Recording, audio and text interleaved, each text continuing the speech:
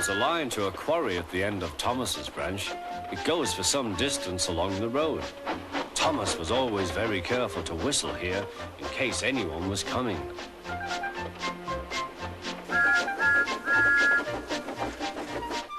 Early one morning, a large policeman was sitting close to the line. Thomas liked policemen.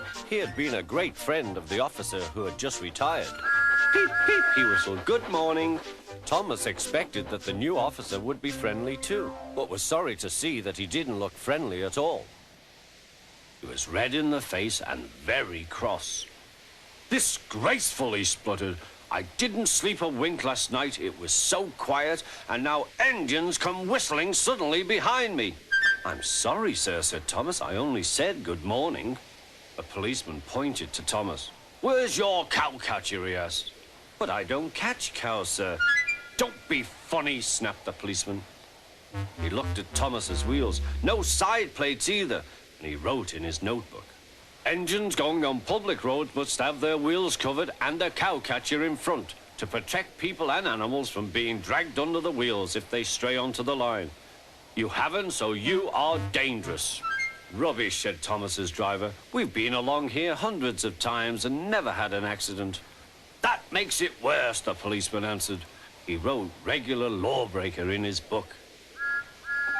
Thomas puffed sadly away.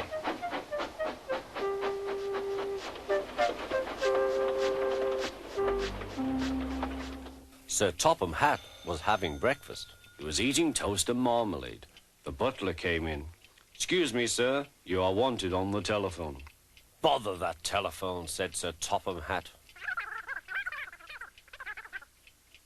"I'm sorry, my dear," he said to his wife. "Thomas is in trouble with the police, and I must go at once." At the station, Thomas's driver told Sir Topham Hatt what had happened. "Dangerous to the public, indeed. We'll see about that." Sir Topham Hatt spoke to the policeman. But however much he argued with him, it was no good. "The law is the law," he said, "and we can't change it." Sir Topham Hatt felt exhausted.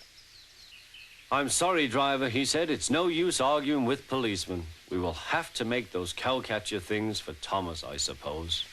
"Everyone will laugh, sir," said Thomas. "They'll say I look like a tram." Sir Topham Hatt stirred. Then he laughed. "Well done, Thomas. Why didn't I think of it before? We want a tram engine. When I was on my holiday, I met a nice little engine called Toby. He takes freight cars from the farms, but the trucks are taking over most of his work and he needs a change. He has cowcatchers and side plates. I'll write to his superintendent at once."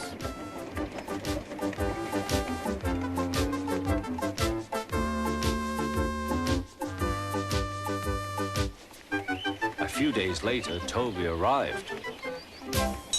"That's a good engine," said Sir Topham Hatt. "I see you've brought your coach, Henrietta." "You don't mind, do you, sir?" asked Toby. "The station master wanted to use her as a hen house, and that would never do." "No, indeed," said Sir Topham Hatt. "We couldn't allow that."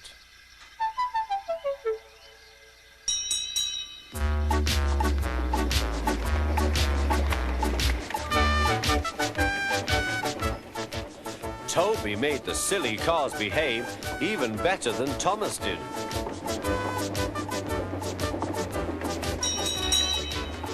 Oi, you!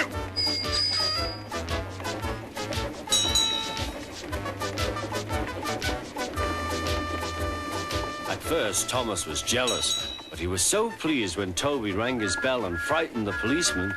They've been firm friends ever since.